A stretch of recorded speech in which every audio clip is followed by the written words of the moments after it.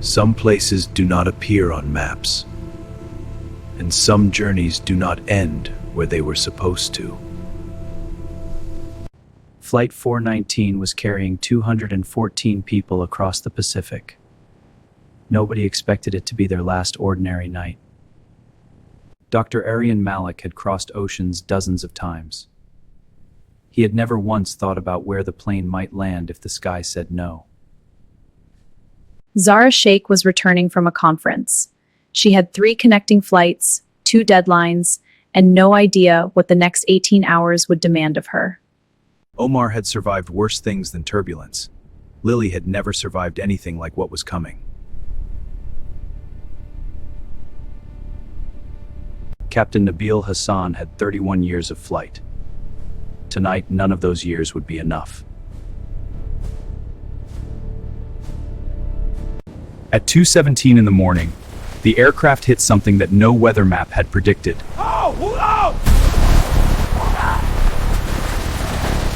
In the cockpit, every alarm in the system spoke at once. Engineer, co-pilot, run the checklist. Checklist initiated. Throttles idle, fuel cutoff. Descent rate critical, 5,000 feet. And falling. Darkness. And falling. Aryan opened his eyes and heard the jungle breathing before he understood he was alive.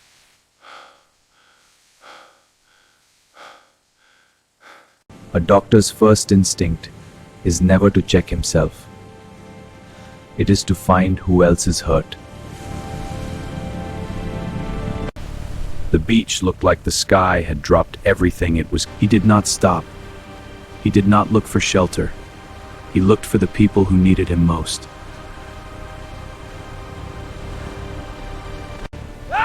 Get it off out! We're trying! It's not moving! Alright, listen! On 3, we lift together. Yo, where are you? And stay! Am I to be alright? You're going to be just fine. Just when the chaos seemed to slow, the island reminded them it was not done yet. Zara had trained herself to stay calm in difficult rooms. Nothing had prepared her for this room. She did not know where to start, so she started where she was standing. Easy now. I've got you. Come on, let's get you out of there. Omar had gone into the water after someone he did not know. That was the only kind of person he had ever been. Lily had never felt small before. The island made her understand the difference between being safe and only thinking she was. Zara, anything sharp and clean? Here, a pen. A surgeon without a hospital is still a surgeon.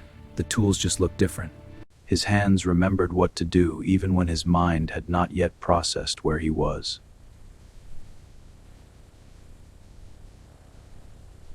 He had spent the first hour saving others before he noticed how badly he needed saving himself. He had spent the first hour saving others before he noticed how badly he needed saving himself.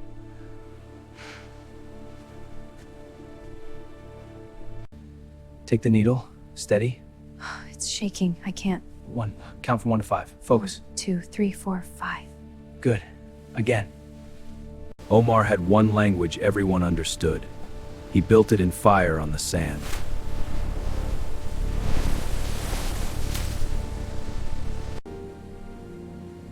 Here, take this. We need to stay hydrated. Thank you. I can't believe this is real. We're in this together now. Take it slow. You ate more than your share! No, you took the extra portion! Enough, there will be order. But we need to ration! We will. Now step back.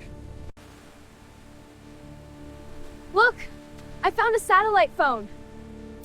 No, the screen is shattered. Every piece of hope on that island arrived already broken. The darkness on that island was different from ordinary darkness. It felt like something was already inside it. Then something inside the jungle announced itself, and nothing was the same afterward. Every one of them had a different relationship with danger. The island did not care about any of them. It left without showing itself.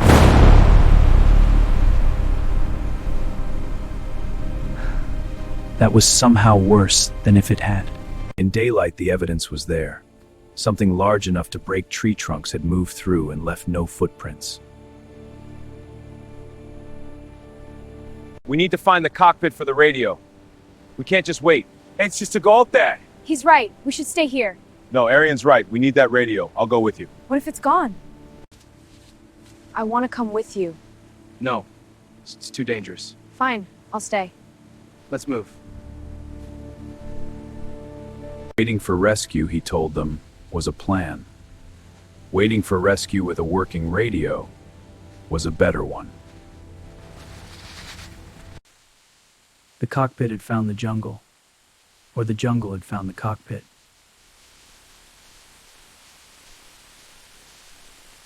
Captain Hassan? You're alive. Aryan, the others. He was alive. And his first words were not about himself. 6 hours after takeoff, the radio went silent. And by then we were more than 1,000 miles off course. 6 hours after takeoff, Captain Hassan said the radio went silent.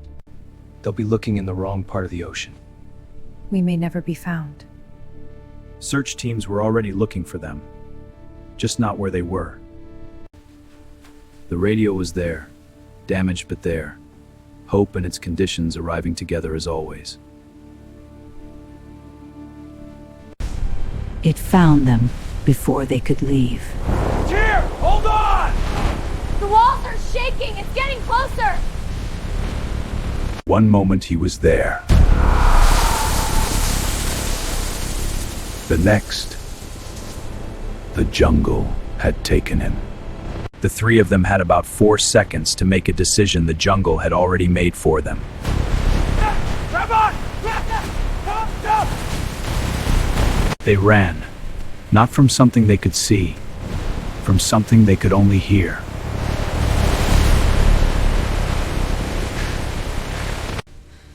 She counted to 5 the way he had taught her. It helped, barely, but barely was enough. So, here! He did not run blind. He waited 3 seconds, listened, and chose the right direction. That was the difference between training and hope. The radio! Where you have it? But Captain Nabil is gone. He won't be coming back. Some silences carry more weight than anything words could lift.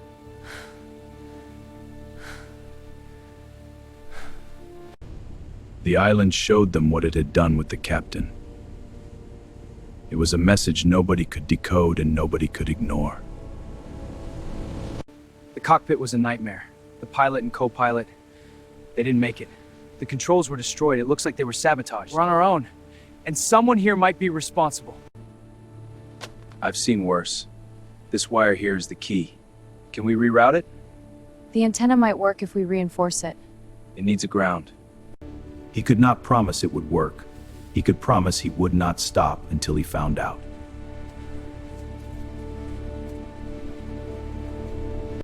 The radio spoke once, then went silent again as if reconsidering. The battery's dangerously low. This might be our only chance. I need a clean cloth and steady hands. I'm on it. He's secured. Okay, hold him steady. This will be quick. The island did not give Arian time to rest between crises. It never would. A surgery without an operating room requires everything a surgeon has and then a little more they did not know they had. Breathe. Stay with me. Arian's almost done. Water. The man opened his eyes and asked for water. That was the best sound Aryan had heard in 18 hours.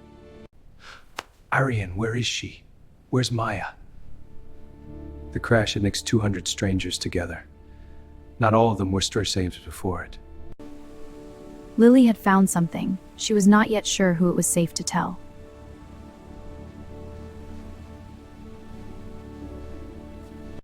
Omar had been in places where the jungle held things. He had never been in a jungle where the thing in it could not be named. We might not make it through the week. I know. But at least we're honest with each other. That's all we have left. Arian, what do you think that thing in the jungle is? I don't know, Zara. And that's great more. When a doctor says he does not know, the silence that follows is its own. Our priorities are the signal fire, water rations, and the injured. We'll attempt the radio from high ground. Nobody elected him. Nobody needed to. Some leadership is simply what happens when responsibility meets a vacuum. The climb was hard. But staying on that beach with no signal and no plan would have been harder. The climb was hard. But staying on that beach with no signal and no plan would have been harder. From up there, they could finally see everything. And everything was ocean.